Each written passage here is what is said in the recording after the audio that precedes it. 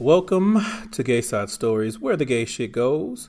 I'm your host, Trilificent, and I have to say, it feels so good to be back. Oh, I can't believe I have this microphone in front of my face, and I am talking to you guys again. First and foremost, thank you for sticking around. Thank you to everyone that has been listening to the show while I have been on hiatus. And speaking of, the hiatus was short, but it was very necessary. We'll get to that in a minute. So let's get the housekeeping out of the way first. As always, you guys, you can listen to this show on Spotify, on Apple Podcasts, iHeartRadio, SoundCloud, or whatever your favorite podcast app is, such as Overcast. And of course, there's other places, Google Play, blah, blah, blah, blah, blah. Just put it into Google. The show will come up. It's all over the internet. Also, if you want to connect with me, you can email me at GaysideStories@gmail.com. You can also DM me on Twitter or on Instagram at GaysideStories on both of those. Whatever it is, letters, compliments, if you have a show topic idea, if you have a story that you don't mind being read on the show, if you want to be on the show, or if you want me to be on your show, if you happen to also be a podcaster, send all of that stuff to any of those places and I will get back to it as soon as possible. All right, enough of that boring stuff. Let's get to the good stuff. Hiatus, why I'm here. I want to tell you guys all about it. So if you did not know, if you don't follow my personal accounts, or if you happen to miss the post I did on the Gayside Stories accounts, I have relocated.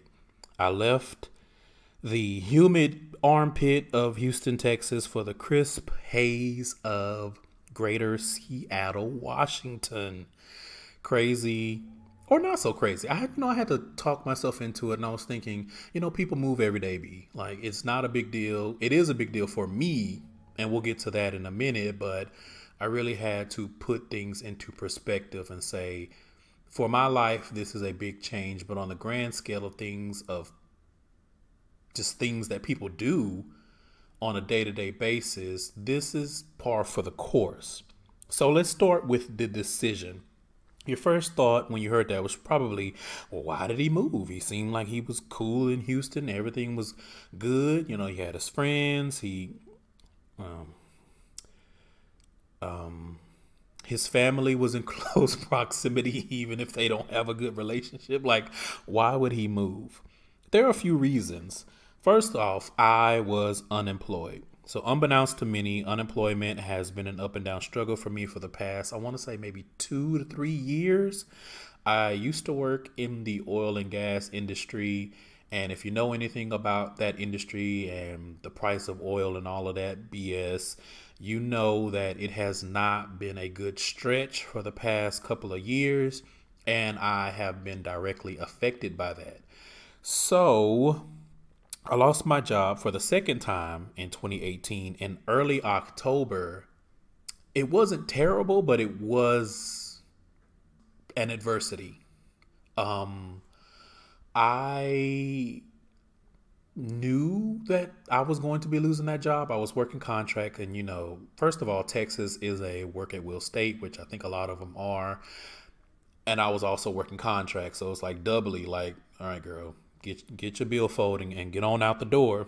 But I knew it was coming, so I reached out to this company that I had talked to a couple of years ago. It's a staffing agency, and I just asked them, I was like, hey, what do you guys have? And they hit me back and they said, hey, it's great to hear from you. Yeah, the only thing we have currently that is in your ballpark is based in Seattle. And at the time, I was just like, oh, okay, that's cool. I wasn't really thinking, oh, yeah, I'm going to have to move to Seattle. I was just thinking, this will be something that I kind of entertain for the time being until I figure out what my next move is going to be. That being said, I don't think I've ever gotten a job this easy outside of someone literally getting a job for me, i.e., my first job at a grocery store, my mom came home and was like, "You start work tomorrow." Like the day after my 16th birthday, my mom was like, "Well, you going to work tomorrow, so yeah." And when I first started in this industry, my stepfather begrudgingly got me a job where he was working. And that was my introduction to what I do and the oil and gas industry. And I went into the company, I met with the manager, and it was literally just, "Hey, you have the job. This is just a formality. You got to fill out some paperwork, all of that kind of good stuff." So this was, I guess I would say, the third easiest I've ever gotten a job. They let me know about that. I sent my resume. They reformatted it with a few questions. I answered the questions. They sent my resume to the company. They asked for a phone interview. Mind you, this is all happening within like a week. They asked for a phone interview. The phone interview was the next week, so we're entering week 2.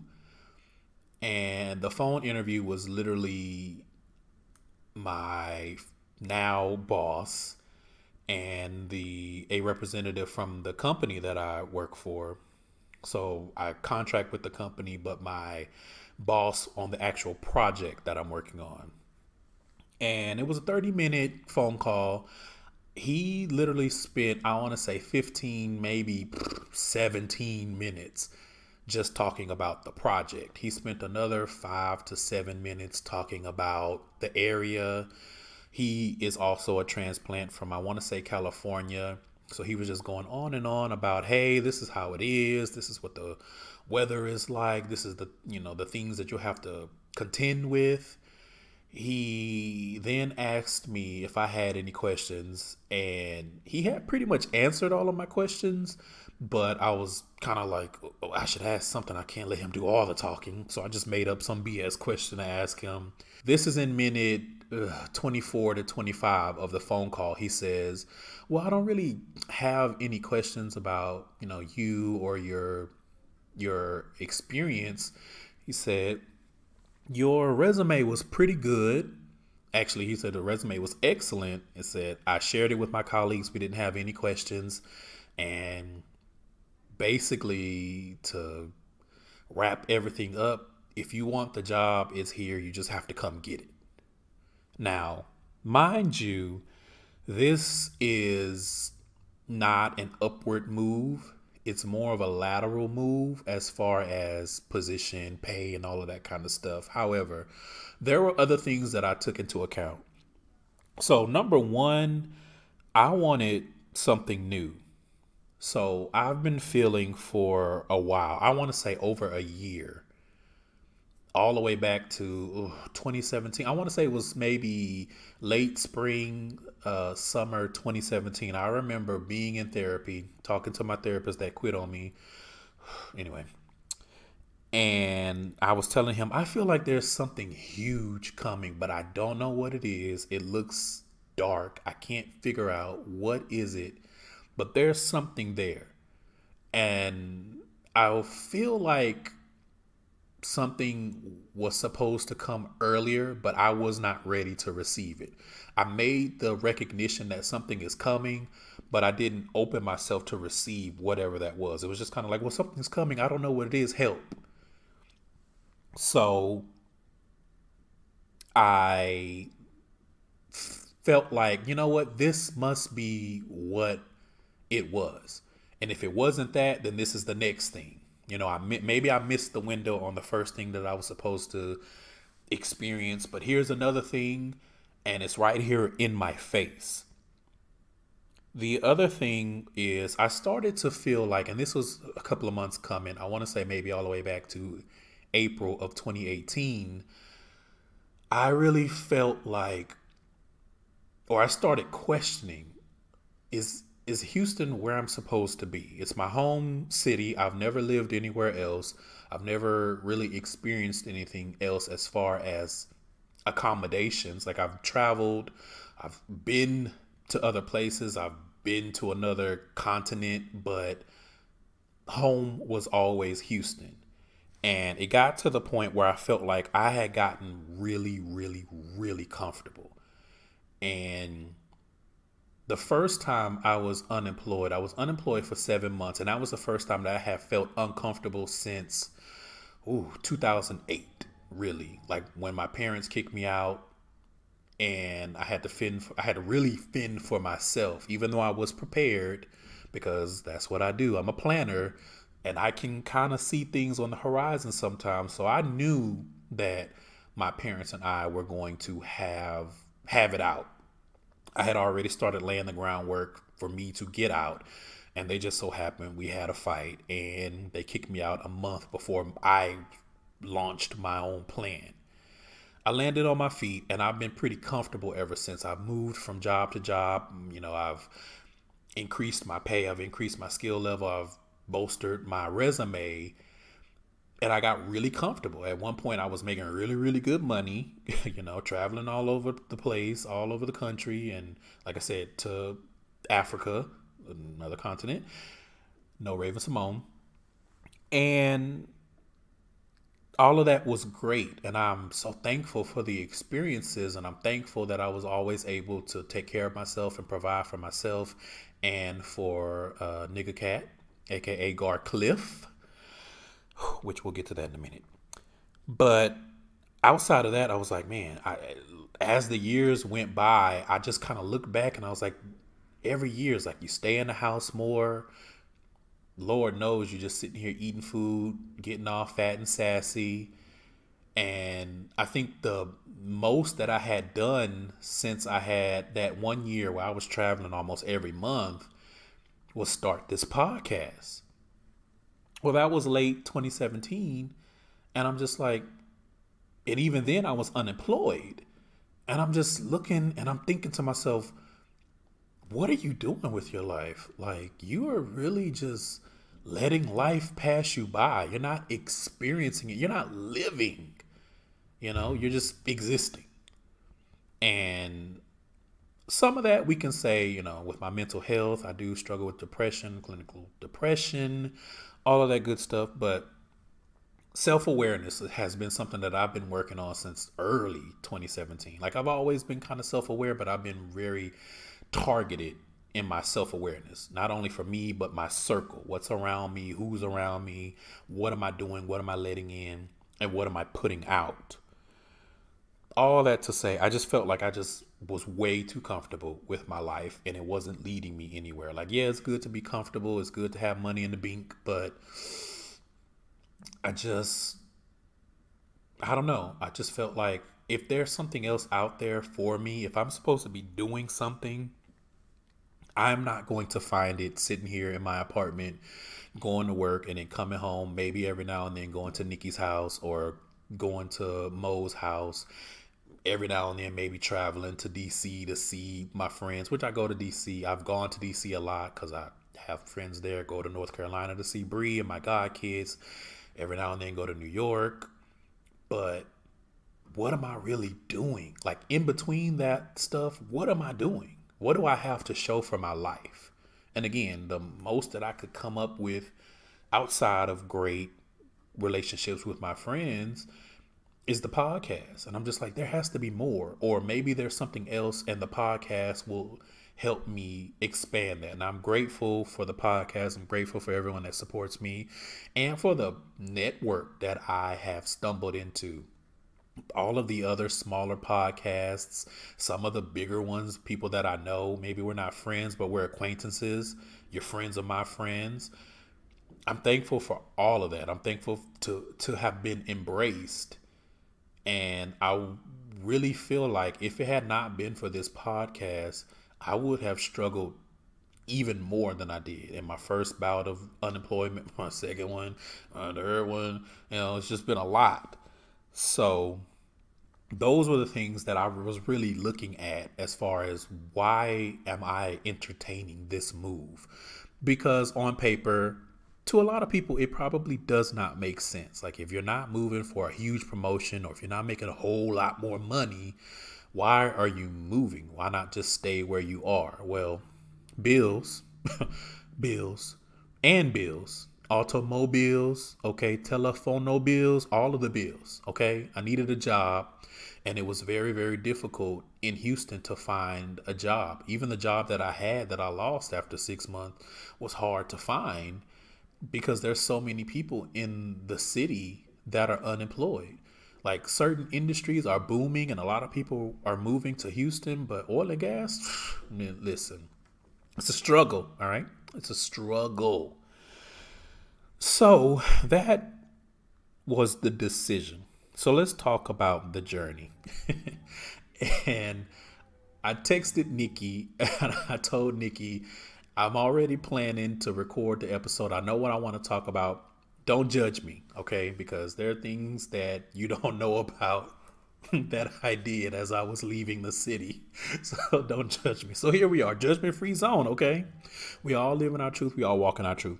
So my journey leaving Houston was quick, obviously, because by October 19th, I had kind of lazily decided to take the job. I signed the paperwork, everything, which, you can always be like, hey, girl, like, thanks for the offer. And I know I signed and everything, but no. But I signed the paperwork and I just thought to myself, between the 19th and when I get back from my trip to Cleveland, which shout out to Candace and Mike, I went to the vow renewal and Bree met me there. I was like, after that trip, that's when I'm really going to buckle down and figure out, am I going to do this or is something else going to pop up? Now, that wasn't a lot of time. It was only like 2 weeks, but it is what it is.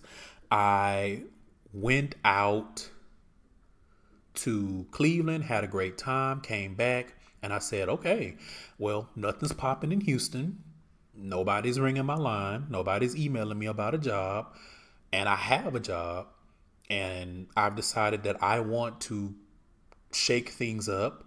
So I'm going to move. So the month of November was me literally selling as much stuff as I could, cleaning out my apartment, just doing everything that I could to get some money to fund the move, because it's not cheap to drive across the country.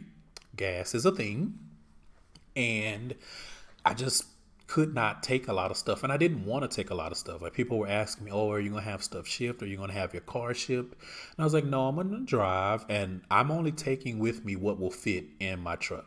Now, what kind of truck do I have? I call it a truck because I'm country, but it's like a little crossover SUV. It's a BMW X3. It is used. I bought it used, and I got like a really good deal because I searched through my credit union.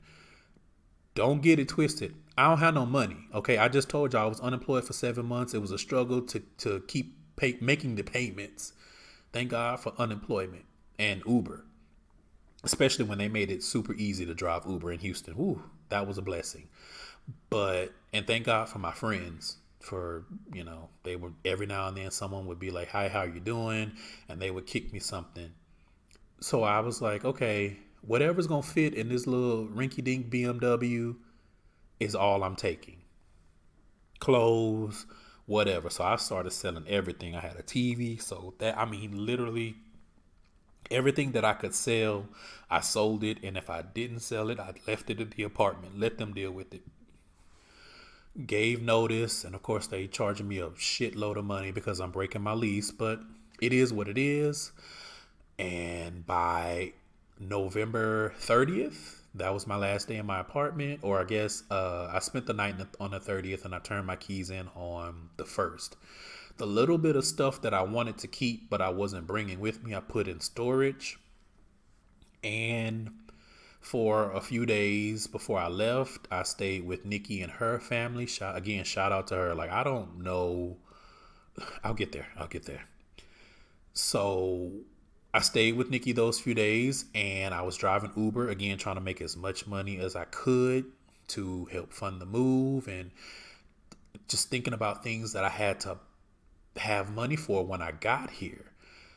As far as me actually being here, it was a struggle. And at first I was very concerned because I was like, I don't know where I'm going to live. I don't have no fucking money. I can't afford to I can't afford to pay for deposits, and the rent here, the cost of living is more. I don't have the money. I don't have the money. Luckily, not my brother, but my brother from another mother, he was like, well, rent a room, child. Here's some resources. And my friend Dion also was like, here's some resources. I went through roommates.com and I put on my profile that I was gay. I didn't want no problems. Whoever I'm renting a room from, you need to be all right with the fact that I suck dick or eat booty or whatever I feel like doing, if I feel like having sex. Whatever, I fly the rainbow flag is probably a better way to say that. I didn't have to get sexual. But anyway, someone reached out to me and the rent was hella cheap. And I was like, ooh, it's going to be uncomfortable. It's not going to be easy because I haven't had a roommate in like 7 years. So I was just like, man, but you know what? I'm going to make it work. And I was just thinking about the financial, because my finances, of course, are fucked up because I've been unemployed and I didn't have a job long enough to really recover all the way before I lost it again. So my finances look like A1's mama's wig. So I was just like, this will do. I'll have to be uncomfortable for a few months while I adjust, but at least I'll be able to recover financially. And I made that commitment and everything was in place. The only thing I had to do was literally get here. But before I got here, I did some hoe shit. Not even before I got here. Before I left Houston, I did some hoe shit. So listen, again, this is a judgment-free zone. Okay. So there was this guy that I hooked up with over the years a few times, not consistently. And I was like, listen, if I'm going to be leaving a city, this one in particular is one that I need to experience one more time before I go. Okay. I feel like we all have at least one person. Like, if I have to leave, what's up with the what's up? So there were some extenuating circumstances with that. And we were going back and forth. And I was like, all right, well, I guess it's just not meant to be. I mean, I was kind of like, yeah, it would have been nice, but it is what it is. He was like, no. We can find a way. We can make it work. I will fully admit that I was completely trifling in doing this.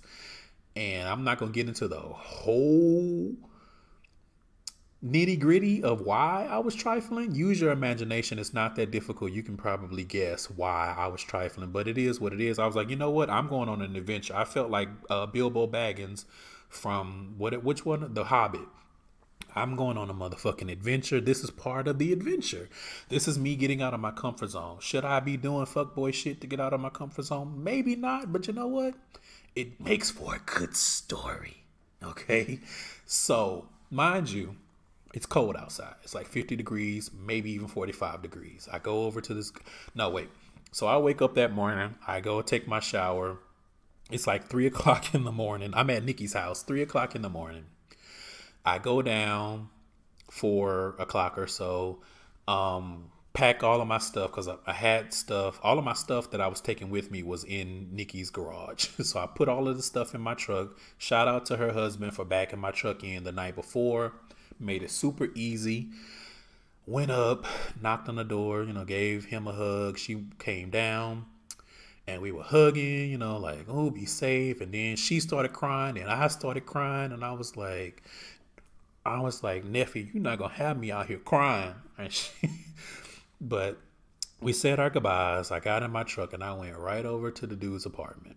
So he was like, well, I mean, for X reasons, we got to be outside. And I was like, bitch, it is fucking cold. I mean, it's cold. But I was like, okay. Like, we couldn't even do anything in my truck because it was full of shit. So I swear to God, this is like a story. I should not have been 34 years old doing this. But again, it is what it is, okay? Judge me not. Judge your dick-sucking stepmother, as John from the John Effect says. Speaking of dick sucking, no. So we're on the side of his apartment building and we're doing things. And he was like, hey, I scouted before you got here. And there's like this lot where they're building a house and there's a porta potty, but it's brand new. Like it hasn't been used or anything. We can go in there. And I was like, am I really about to hook up with a dude outside in Houston of V, Texas in 45-degree weather when I should be getting on the road and heading to my destination? Friends, the answer was yes. I did that shit. Don't ask how we coordinated doing things in a porta potty. All I will say is thank God he was thin. That made it a little easier. But yeah, so I got a nice send off. It was dope. I'm not gonna lie, it was always dope hooking up with him, which is why I wanted to do it. And it is what it is. We walked back and I was like, all right, take care of yourself. And I got in my truck and I left. All right. I booked it to my first stop in Dallas, Texas. So I had a friend in Dallas. He was, he's a recent transplant of Dallas. Like he used to live in Houston. And long story short, like, God, I was so trifling. I met him a few years ago and he came over and we like hooked up and we were hooking up while I was supposed to be picking up Bree from the airport. I think I told her about this and she was like, nigga, I understand. But I was like, I felt bad, but I was like, I mean, like he walked out and then he came back and was like, yeah, I'm tired of being good. Cause we were just sitting there chilling and talking. So he came back and was like, no, I'm tired of being good. And we did what we did. So we hooked up a few times over the years. He moved to Dallas. I was in Dallas not too long. I think I went to Dallas one of the weekends in November to visit some people, and that was a whole ordeal, and I don't even want to get into that. But I was supposed to see him and ended up not happening. I was like, well, when I head out of state, I'm going to go through Dallas anyway, so I can stop and we can chill for a minute. I wasn't expecting much to happen because I don't know, it was like a random Wednesday, Tuesday, Wednesday, and I was like, like I genuinely just wanted to stop and see a friend before I left. It was very quick because he had to go to work, and long story short, my dick was out yet again. Yeah. It is what it is. So I got a send off from Dallas too. Blast off, whatever. It is what it is. Double the trouble, Team Rocket in this whole shit, I guess. Whatever. So then I left Dallas and I drove all the way to Amarillo, Texas. And I literally stopped. I got gas. I got something to eat. And I left. Shout out to my friend Juanita. She called me and she talked to me for a few hours while I was driving. Let me tell y'all something. Driving through Texas, but driving through North Texas, like from Southeast Texas to Northeast Texas to North Texas, boring as fuck. There is literally nothing to see. Although, to be fair, there wasn't a lot to see on the whole journey outside of just, oh, I'm in a different state. Look. So stopped in Amarillo, got back on the road. It took me pretty much the whole day to get out of Texas. Like I was barely getting out of Texas and it was dark. But my next stop was Colorado Springs. So from Amarillo, I went through New Mexico, and then from New Mexico, I went through Colorado. And I had to stop in Colorado Springs because I didn't have enough gas to get to Denver. And I was stopping in Denver because, lo and behold, my friend Candace and her family, they live in Denver. And she was like, she's been super supportive. I mean, all of my friends have been super supportive about the move and everything. And she was like, yeah, she was like, well, come through Denver. If you come through Denver, then, come stop and get you a hot meal and some rest. So shout out to her because she had cooked some oxtail and rice and peas, bitch. I was like, ooh, I felt loved. I'm not even gonna lie. Like, you know what I'm saying? Like, I haven't had people cook food for me like that in I don't know how long. Shit, even I feel like even my mama used to have an attitude when she would cook. So to have a friend be like, "Nah, I got this for you. Sit down, here's some wine," and we sat up and we talked. I got to her house about 10:30 on that Wednesday night, and we talked until like 1:30 in the morning. Got in the bed, slept for a couple hours, woke up, couldn't sleep. So my dumb ass, knowing I got another 20 hours because it took me about, with the added traffic in Dallas that morning, it probably took me about 16 hours to get from Houston to Denver. So I'm like, I got another 20 hours from Denver to Seattle. And here I am at 4:30, 5 o'clock in the morning watching Martin. And then Living Single came on. So now I'm sitting up watching Living Single when I should be asleep. Finally, I fell asleep. I didn't even get up until like 1 o'clock the next day.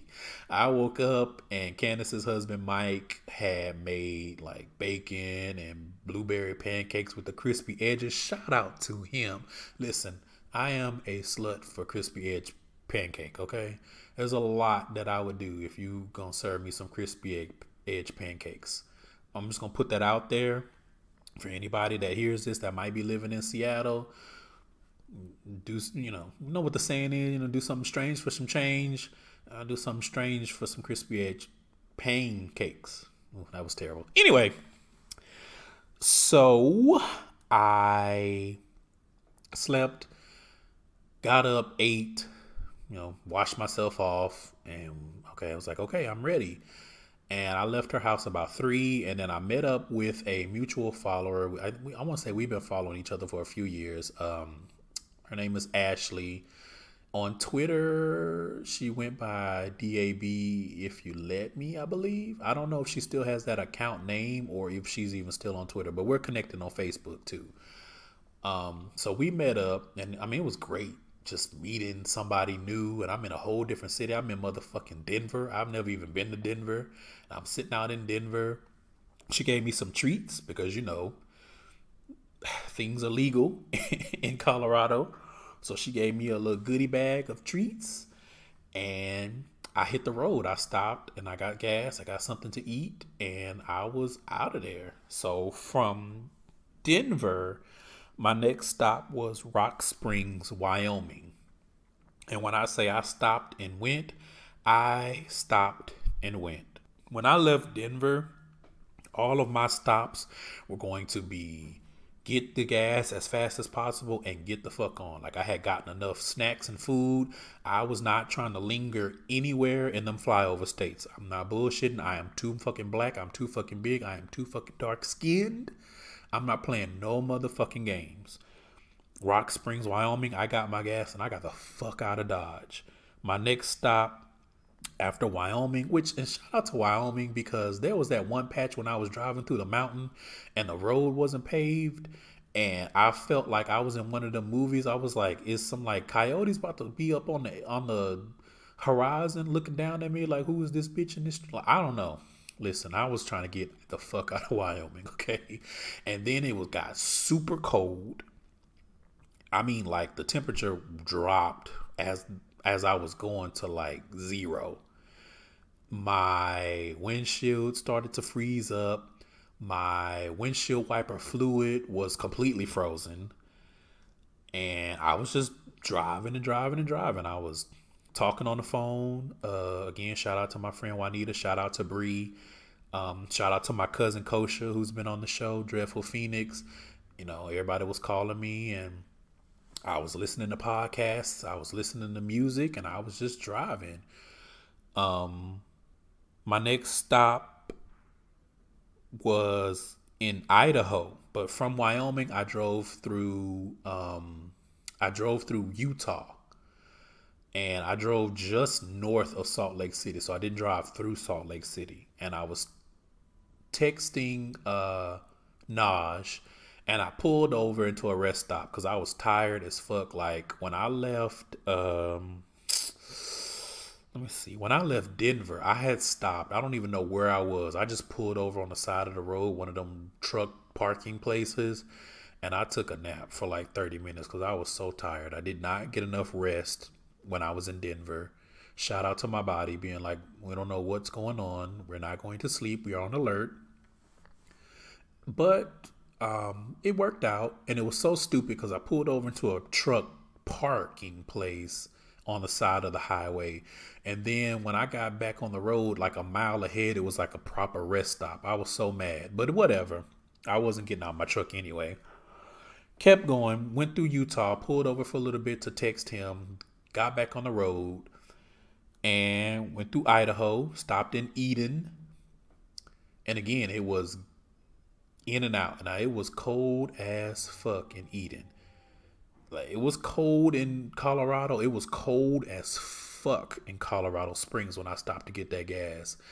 But when I got to Eden, that was a whole different kind of cold. I was like, oh, no, ma'am. No, ma'am, no ham, no Pam, no spam. Kept going. My next stop was in Oregon. So I went through Idaho to Oregon, and I stopped in Baker City. And Baker City was off of the main highway. And it felt like when I was driving through that city, it felt like literally the setting of every Hallmark Christmas movie, with the little bit of snow that was out, and it was cold, and the sun was just coming up. Because I did most of the driving between between Thursday and Friday overnight, obviously, because I left Denver so late. So I didn't really get to see anything. Not that there was anything to see. But got to Baker City, and again, I got my gas, and Bree called me. I stopped at McDonald's and got a little something. I wanted some iced coffee because I don't really do hot drinks. My tongue does not have the range, at least not for Anyway, and from Baker City, it was my last leg, and I was like, I should pull over and I should rest. But I don't know. I just got energized, like the adrenaline was pumping, because I was like, I am on my last leg. I am on the last 5 hours of this trek. And I just kept going. I went through Oregon, and the air was so fresh. I was just like, wow, like it just smells like, is this still planet Earth? I don't know. I don't know. It was an experience. Went through Oregon, and then I got to Washington, went through Washington, and I want to say I was maybe 45 minutes or so outside of Seattle. And I was like, well, I'm in Washington now. So I pulled out my little goodie bag that I got in Colorado, and I sparked up while I was driving because I was like, why the fuck not? Now, I didn't do too much because my tolerance for THC is not high, so it makes me sleepy. So I didn't do too much. I just wanted to get a little taste, I guess, and kept driving. And then I spilled something while I was driving. Listen, when I got closer and closer to Seattle, the way that the highway twisted and turned, I was like, is this the motherfucking Autobahn? Like, what the fuck? And I felt like I was in Lord of the Rings. Like, the mountains were just so high. And there was this patch that I drove through where we couldn't see shit because we were so high and it was so dense. The fog was so dense. Like, even driving with your hazard lights, could not see shit. I was scared as fuck. Now, let me amend this. I was scared the whole drive once I left Dallas because I was scared as fuck that I was going to hit a deer. So a majority of the way, I was driving behind 18-wheelers because I was like, if these deer jump they bitch asses out, let the 18-wheeler hit them. Y'all are better equipped than I am, okay? My little car, my little truck, my little BMW, it does not have the range. I don't have the range. My bank account don't have the range. My insurance probably does not have the range. Let's be deer free. Luckily, I was deer free. Didn't even see any deer, let alone hit any. But yeah, so when I got closer, I pulled over, and because I had spilled something, and this BMW, like a red BMW car, pulled over, and I was like, oh, what the fuck is this? I was like, man, I ain't even made it to my destination. Somebody already fucking with me. Lord Jesus. And it was this white man, and his teeth. Ooh, his t- his teeth look like a disaster. I'm sorry. Anyway, but he came up and I let the window down and he was like, "Is everything okay? You need any help?" And I was like, "I'm fine. I just spilled something. It's all good." And he was like, "Okay, you sure?" And I was like, I was still kind of leery because I'm just like, "Sir, what the fuck is you even doing?" Because I'm not used to that kind of shit. In Houston, people don't do that. And if they do, they probably got a gun. You know what I'm saying? So I was like, "What is you even doing, sir?" But he was like super helpful. And he was like, "I just want to make sure everything's okay." And I was like, "Everything's okay. Thanks so much." You know, forced a smile on my face. He pulled off, and not even 2 minutes later, I couldn't even have a chance to clean the shit up that I spilled. A police officer pulled behind me. And I was like, oh, god damn. Here we fucking go. Then he came up, and he came up on my passenger side, I guess, to show that he wasn't, he was friendly, I guess. And he asked me, he was like, "Everything okay?" And I was like, "I just spilled something, everything's fine." He was like, "Okay." He got back in his truck and he pulled off. And I was like, "What is this? Like, people nice like this in Washington State? Let me find out." Anyway, kept going, made it to my destination, I had to run a few errands when I got there, and then I got in the bed and I slept. Obviously.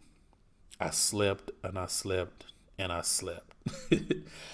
So that was pretty much the whole journey. And again, I want to give a shout out to Bree and Juanita, Deasia Ali from Bad and Boozy, my friend Dion, Mo back in Houston, Ori Glamazon, Nikki, of course, Naj, like just so many people that were so supportive.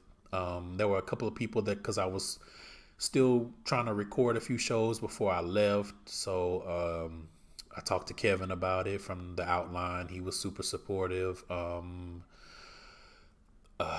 S. Dot from Random Tandem was super supportive. Like just so many people. Like I got so much love on this, and it was really the confirmation that I needed, and it was just the blanket that I needed to be like, I can go and I can do this, and I'm gonna be okay. I got people supporting me. My biological father came through in the clutch when I needed him, and it was just I made it work. I made it work. So the destination. Here I am in Greater Seattle. I'm renting a room for financial reasons. My roommates, they're okay thus far, but let's pray that it stays that way for the duration, because they are a couple. So the trials and tribulations of living with a couple, and they're super young too. They're like 22 and 23. They're an LGBT couple, cis woman and a trans man. So I was like, okay, well, that's cool. Something different. At least we're all, somewhere on the LGBT spectrum. So that's cool. So far it's been a pretty easy transition, and I think it's because where I'm living is not that much different from Houston. The commute is easy and it's not that far. It's like 20 minutes without traffic. It's just been and I think it's also because I hit the ground running. Like I got here on a Friday and I started work the next Monday on the 10th of December. Now, I did get a lot of people kind of warning me or just kind of giving a friendly, hey, the weather. And the weather, I was like, okay. And they were like, well, you're kind of moving in the winter and stays gray and rainy for months on months on months. And I was just like, okay, but y'all don't know rain like I know rain. All right, I'm from Houston. And every now and then we get a hurricane, or we at least get side swept by a hurricane, so we get all of that goddamn rain. Like I'm from a place where when it rains, it can flood and the whole freeway will be underwater. So this little mist and drizzle, I'm like, this ain't rain, so I'm good. And as far as it being gray and there not being a lot of sunlight. I'm like, you don't listen. I struggle with depression. I went an entire month, literally, where I did not leave my apartment, and I had the blinds drawn the whole time. Like, to the point where I didn't go outside. Like, I wasn't getting that much sunlight in Houston. My doctor was like, okay, you're gonna have to take a vitamin D supplement, sis. And I was like, well, shit. I still didn't go outside though. Anyway, so I wasn't worried about the weather, and it really hasn't bothered me that much because at least it's consistent. Like in Houston, in this almost month that I've been here, we could have had varying degrees in temperature of 30, rain, sunlight. One day it'll be 40, the next day it'll be 75. And at least here, it's like every day I know it's going to be somewhere in the 40s, and it might be a little misty. It might rain a bit, or it could be sunshiny, but at least it's pretty consistent. Hasn't bothered me that much. And I think I was already prepared because I had traveled in the past to Anchorage in the winter. So I was like, I've dealt with snow. I mean, I don't know if I was prepared to deal with snow often, but luckily it does not really snow here. And with the darkness, the sunlight, I was already prepared because, again, I've been there in the winter, and I experienced it where the sun did not come up until after 9 a.m. and it started to set at like 3:30 p.m. So that didn't bother me either. It's just been real cool. It's been real easy. I love, love, love all of the trees, like all of the foliage, because listen, y'all don't understand. Houston is the fuck flat, like the flattest ass that you've ever seen in your life. That's Houston. So to have hills and trees, and it just look like, listen, I feel like I'm in Twilight. Okay, call me Bella. And it's just been cool. I mean, it's taken some getting used to for my vehicle and the way I drive, because they drive a lot slower here, and I'm used to being a speed demon because that's just how we drive in Houston. So that's taken some getting used to. But what has been helping is that weed is completely legal here. They have dispensaries when I say they have dispensaries everywhere, they have dispensaries every the fuck where. And that's really all I need to say about that. Shout out to Falou from the Get Into It podcast. He was on this show many moons ago. He's currently here from France. So we met up the first weekend that I was in the city. We went to see the Read live that Saturday. That was fun, going downtown in Seattle. And then we met up again. We went to go see Spider-Man into the Spider-Verse, which is an amazing movie. If you have not seen it, go fucking see it. Okay, it's great. The animation is amazing. The story was really good. It didn't come across as just a flat out white savior movie, which I was kind of scared it was going to be. And it is what it is. So to wrap this up, let's talk about the gay shit, okay? Because this is Gayside Stories, and this is where the gay shit goes, all right? So, of course, the men are not much different, and I didn't expect them to be, but, just confirmation. I realized a few years ago that gay men are pretty much the same. Men are pretty much the same everywhere you go.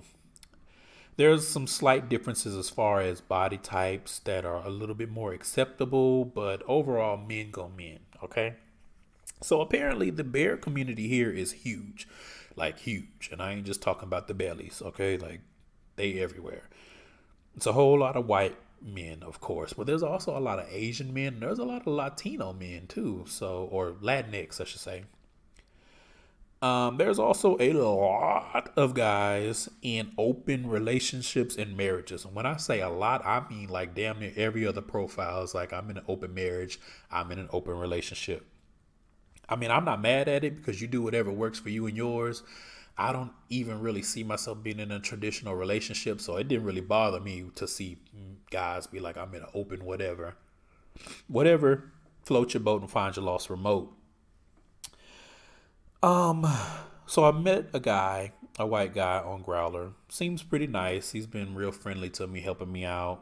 We've gone to dinner a couple of times, not on like some date shit, but just some meet up and see if we vibe as far as friends go. So that's been cool, getting to know him. There's an older gentleman that's been chatting me up on one of the apps, and ooh, child, the ghetto, because on paper it looks a mess. Like, he's in his late 40s, and he's like, "Oh, I live with my son's mother and her mother and my son," and he's like, "But I'm just looking for some, some dick to suck," and I'm just like, this sounds interesting. He's like, "Oh yeah, you can come over Monday through Friday between 7 and 4." And I'm like, "Nigga, I got a job. The fuck is you talking about? Those are prime work hours." Anyway, we keep it going. I mean, I don't know. The BBC crowd is just as annoying here. The shitty conversationalists are alive and well. They are thriving here in Seattle, Washington, let me tell you. And the weirdos. So there's this one weirdo. Because the black guys are not that friendly to other black guys, which I've learned. I mean, I wasn't expecting to be like embraced by other black guys, but the way they act, you be like, well, goddamn. But anyway, so this one guy, he initiated conversation with me. He was like, "Oh, you're so handsome, blah, blah, blah, blah, blah." He said, "But I'm just looking for friends." And I'm like, okay, I'm already getting mixed signals, because you could have just been like, "Hi." You didn't have to call me. I don't know. Like, if I'm trying to be friends with somebody, I'm not going to walk up to somebody or message somebody and be like, "Oh my God, you're so handsome." Like, that's weird to me if I just want to be friends. And he didn't say anything about friends with benefits. He was like, "I'm looking for platonic friends." And so I was like, okay. I mean, so we talked a little bit. And then later in the conversation, I just kind of reiterated, because I was like, I don't know, something in the milk ain't clean. And he was like, "Yeah, I'm just looking for friends." And then he says, "I'm only attracted to white guys and some Asian, but you and me can be good buddies." And I was like, "I'm good, nigga, enjoy." Because that's some weirdo shit. Like, to flat out be like, "I'm only attracted to white guys." And he was black. And I was just like, huh? I'm like, "But you started this conversation calling me handsome." And I don't know. It was just hella weird to me. And there's this tweet, and I can't remember who said it. And I see it every now and then on my timeline about not trusting people who don't see the beauty in their own race. And that was the vibe that I was getting. Like, okay, I'm good enough to be your good buddy, but you only want to date white men. I don't know. I didn't like it. It rubbed me the wrong way. And I deaded that conversation, because I was like, no, this is some weird shit. Well, I think that is that. So obviously, because I had some people ask, the show will continue, of course.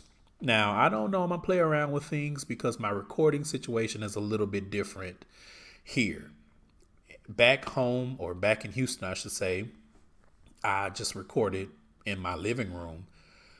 But here, because I have roommates, and, it's just not a good situation to be trying to record where I live.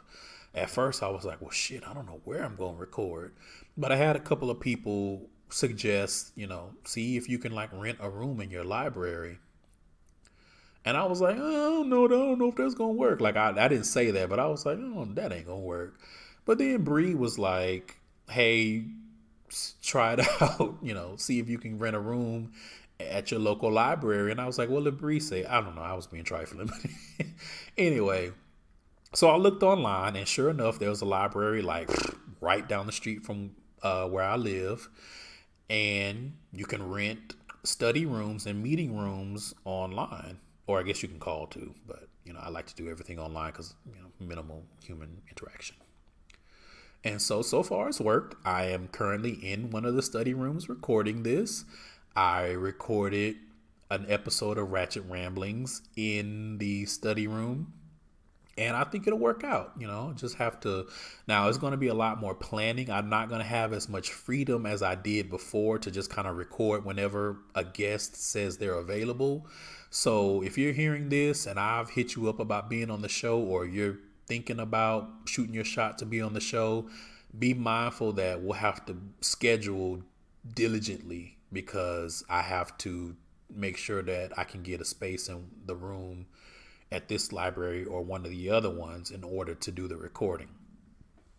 I may be able to make some concessions, but it would be best if we could schedule, maybe 2 weeks or so in advance. That way I can make sure I have it. We'll see. We'll see. Maybe even the frequency may change just because it's not as easy for me to do what I was doing before. I don't know yet. We'll just have to play it by ear. But the show is definitely continuing. I'm not giving up. I'm not done talking. I'm not done with this work. And part of me moving also was like, I don't know. I just felt like if I'm in a different market, who knows what might happen with the podcast. So there's podcasts here that I want to link up with. Shout out to the Gayish podcast and the Table podcast. I definitely want to link up with both of them at some point. And hopefully, we can all be on each other's shows. There's tons of people that I still want to collaborate with. And I have things in the work. My mind is still working. My outlines or my notes app with my outlines is busting at the seams. Like I just have a lot of stuff that I want to do. So I'm going to continue to do it. And who knows, maybe one day if I get a discount or something, I may go to like a podcast convention or something. Because listen, that shit is expensive. Listen, they be like, yeah, come to the podcast convention. You can meet all these podcasters, and it's like $200. Like, bitch, $200 motherfucking dollars. Like, goddamn, I need that $200 to fund my fucking podcast. Anyway, shout out to the greater Seattle area. May it bring good fortune and plenty of hotels that I can share with you, my loyal listeners. If you want to reach out to me, again, you can do so via email, GaysideStories@gmail.com. You can tweet me at Trilificent. You can DM me. Obviously, if you have my number, you can text me. Like, anyway, you can reach out to me if you just want to reach out. And for whatever reason, after you listen to this, feel free. And that is going to wrap this up. I cannot believe that I have sat here bumping my gums about this for an hour, but here we are. It is what it is. It's all good. So let's wrap this up. The hashtag is GaysidePod. So please use that while you're live tweeting or if you post about the show in your Instagram stories or anything like that. Use that hashtag. Also, if you can, use the hashtag pods by QPOC. That is the hashtag and directory that I created last year for queer podcasts of color. I am going to be resurrecting that. I kind of let it fall by the wayside because I had so much shit going on. But I am going to be resurrecting that. And I am going to be calling on my fellow queer podcasters of color to help get the word out and to help grow that directory and the use of that hashtag. So if you hear from me or if you see something, if you get tagged in something on Instagram or Twitter or Facebook from Pods by QPOC, or if I just reach out to you and be like, hey, can you start using this? I just want to help people find us because I feel like it's for us by us. Now, to reiterate, yes, I am aware of Pods in Color. Pods in Color is for all podcasts by people of color. And I felt like we needed something specifically for the LGBT or queer community.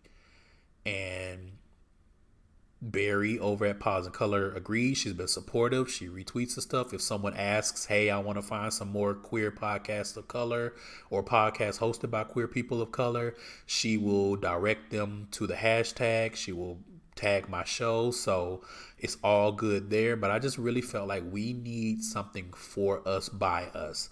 So anything that you can do if you hear this to help get the word out, if you want to help out in some kind of way, whatever it takes, I just want to grow this so that we all have a place where people can find us and we can find each other. Because even since I launched this, like I've just come across so many podcasts that I had never heard of, people that I never heard of. So it's been amazing. I want to continue doing that.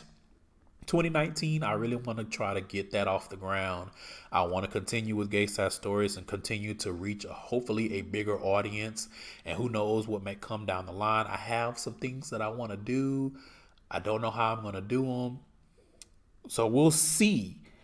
And again, like I said before, I am looking to collaborate more. So if you host a podcast and you want me to be a guest, let me know. If you want to be a guest on this podcast, let me know. if we're not really familiar with each other, like if we don't have a rapport, then it may be better if you come to me and say, hey, I want to be on your podcast and this is what I'm kind of thinking we can talk about. Just because I like to match the topic with the guest. So if we're not familiar with each other, it's going to be a little difficult for me to do that. So if you'd be like, hey, I would love to be on your show. Here's some things that I think I could be good at talking about. That would be a great help. And rate. I haven't gotten a new rating in a while. I think I got one maybe not too long ago. But listen, get on Apple Podcasts if you can. Leave your boy 5-star rating. If you feel inclined, you can also write a review. That also helps. That helps people find me. Being a small grassroots podcast, every little bit helps. Every share, every retweet, every like, word of mouth, like all of those little things, they matter and they help. You have no idea. You could just tell one of your friends, tell your cousin, tell a coworker, hey, have you checked out this podcast? If you like what I do. If you don't like it, then obviously none of this applies to you. Just don't like it in silence. Like, you don't need to bash me. No 1-star woes. And yeah, that's how we do things. So leave 5-star reviews on Apple Podcasts, or I think Stitcher you can leave reviews. I think on the Facebook page you can leave reviews and ratings. Wherever you can do that, please do so. I want to thank you all again for listening. There are so many podcasts out there. There are so many queer podcasts. Shout out to all the podcasts, the queer podcasts, I should say, that made Pods and Colors annual year-end lists. I see you, and I'm proud of y'all. Please continue doing what you're doing. I do listen if I can. If I can't listen, I at least will download episodes so you can get those numbers. Like, listen, I'm all about unity in the community, all right? We all need to help each other. We all need to prop each other up. So I am here for y'all, and I support y'all. And I'm super proud of everyone for doing what they're doing. I'm going to wrap this up. As always, you guys, please remember to love yourself. And it does not matter how you get down. Make sure that you protect your walls, or they will crumble. And listen, it ain't nothing worse than some crumbly walls, all right? And take that how you will, all right?